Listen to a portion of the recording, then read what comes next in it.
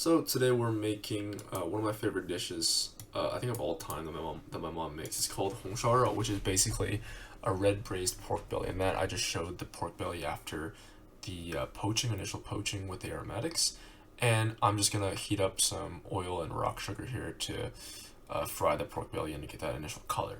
And while I'm doing that, I wanted to talk about the globalization of Chinese American food, which is a phenomenon that is happening or happened already with dishes, with the Chinese American dishes that were initially brought to America by the Chinese immigrants, as I discussed previously.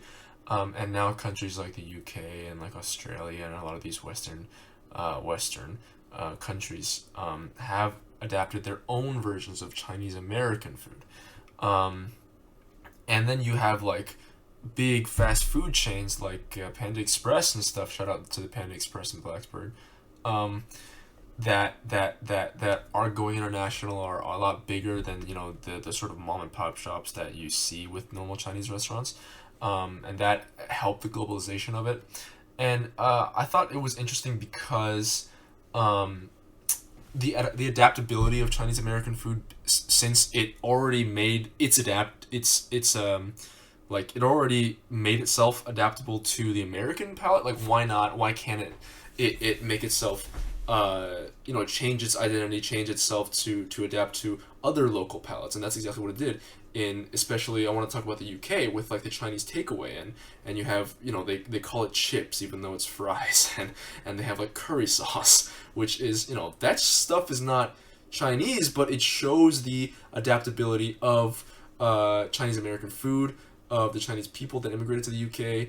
And yeah, it's an example of a uniqueness, a cultural uniqueness in a PETA culture, through the food. It kind of shows, I guess, the resilience, or the, if you want to put it that way, of these early immigrants, and how they adapted to cook the food. And here I'm just showing the color on the pork, and I'm getting the aromatics ready for the braise that comes later. And I don't know if I add this sauce now, but I'm gonna add cinnamon sticks, star anise, Sausage wine, light soy sauce, dark soy sauce, and then just braise it for an hour or two. And then I think, yeah, I'm gonna speed that up right now. But that's basically all for the dish. It tasted amazing. This is probably the best dish that I made over the span of, wow, great angle, Jesus Christ. This is probably the best dish that I've made over the week of cooking that I did. This angle is insane. I should have known. I should have changed it. But yeah, the globalization of Chinese American food, kind of the phenomenon that it already came to America. Why can't it do that again in other countries? And that's exactly what it did. And there's one more point I wanted to hit, where it was the influence the influence of media in food. And here I'm just covering it in water and just letting it sit. The influence of media in food culture, and a PETA food culture, where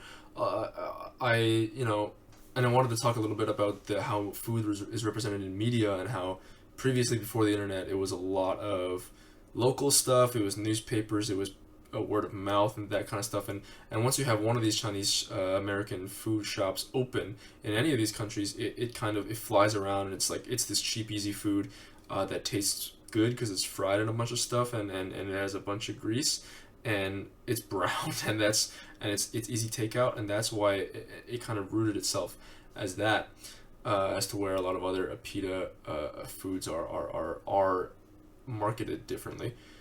Yeah, and here I'm just stirring the pork around after it's been simmering for a long time. You see all the ginger has changed colors, and the scallions are all gone, and obviously the sugar is all brown on top of the pork, and it looks delicious right now. And I'm gonna go into my fridge, I think. Can you go into your fridge, please? There we go. I'm gonna go into the fridge and grab a cucumber, because my mom would always have cucumbers with rice with the pork belly, and so I'm gonna go ahead and do that. I think I'm gonna show a picture later after I cut it up and serve it with rice. There we go. There it is. Not the prettiest picture, but you get the gist. It tasted amazing.